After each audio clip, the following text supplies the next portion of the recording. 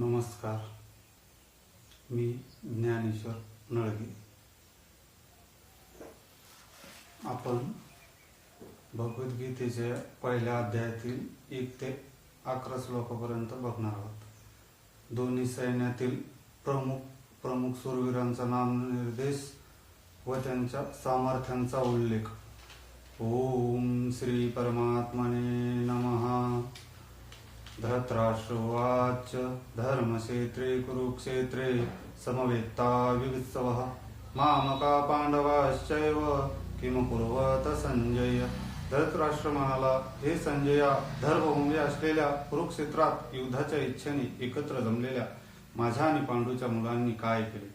संजय उवाच दृष्ट्वा तु पांडवानीकं यूढं दुर्योधनस्तदा आचार्यमुपसंगम्य राजा वचनमब्रवीत. संजय म्हणाला, तेव्हा राजा दुर्योधनाने व्यूहरचना केलेले पांडवाचे सैन्य पाहिले आणि द्रोणाचार्याजवळ जाऊन तो म्हणाला, पश्यता पांडुपुत्राना माचार्य महतीं चमू एवढां द्रुपदपुत्रेन तव शिष्येन धीमता. अहो आचार्य, तुमच्या बुद्धिमान शिष्याने द्रुपदपुत्र दृष्टद्युम्नाने व्यूहरचना करून उभी केलेली पांडुपुत्राची प्रचंड सेना पहा. अत्र सुरमहेश्वासा भीमार्जुन समायुधि विविधानो विराटश्च द्रुपदश्च महारथा दृष्टकेतुश्चैकितान् काशीराजश्च वीर्यवान् पुरुजित कुन्तिभोजश्च सौभ्यश्च नरपुंगो युधामन्युश्च विक्रांत उत्तमौजाश्च वीर्यवान् सौभद्रो द्रौपदेयाश्च सर्व एव महारथा. या सैन्यात मोठमोठी धनुष्य घेतलेले भीम, अर्जुन यांसारखे शूरवीर, सात्यकी, विराट, महारथी, द्रुपद, दृष्टकेतू, चिकितान, बलवान काशीराज, पुरुजित, कुंतीभोज, नरश्रेष्ठ, सौभ्य, पराक्रमी, अभिमन्यू, शक्तिमान, उत्तमौजा, सुभद्रा पुत्र अभिमन्यू आणि द्रौपदीचे 5 पुत्र हे सर्वच महारथी आहेत. अस्माकं तु विशिष्टा एतान्निबोध द्विजोत्तम नायका मम सैन्यस्य संज्ञार्थं ताम्रविमीते.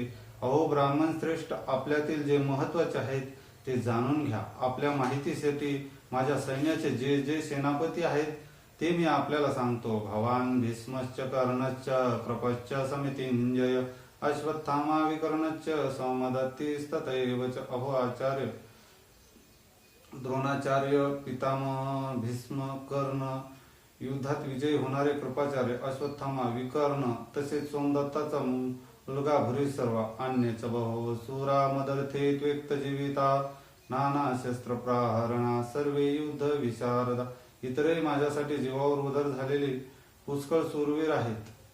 ते सर्वजण निरनिराळ्या शस्त्रास्त्रांनी सुसज्ज असून युद्धात पारंगत आहेत. अपर्याप्तं तदस्माकं बलं भीष्माभिरक्षितं पर्याप्तं द्युदिमे तेषा बलं भीमाभिरक्षितं. भीष्म पितामहांनी रक्षण केलेले आमचे हे सैन्य सर्व दृष्टीने अजिंक्य आहे, तर भीमाने रक्षण केलेले यांचे सैन्य जिंकायला सोपे आहे. ऐनेषु च सर्वेषु यथा भागमवस्थिताः भीष्ममेवाभिरक्षन्तु भवन्त सर्व एव हि. म्हणून सर्व युवांच्या प्रवेशद्वारात आपापल्या जागेवर राहून आपण सर्वांनी निसंदेह भीष्म पितामहांचे सर्व बाजूंनी रक्षण करावे.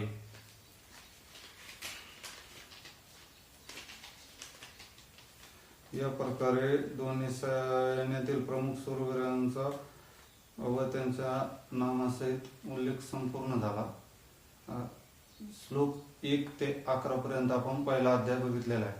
अशाच प्रकारे नवनवीन व्हिडिओ बघण्यासाठी आपल्या चॅनलला सबस्क्राईब करा आणि व्हिडिओ शेअर करायला विसरू नका. धन्यवाद.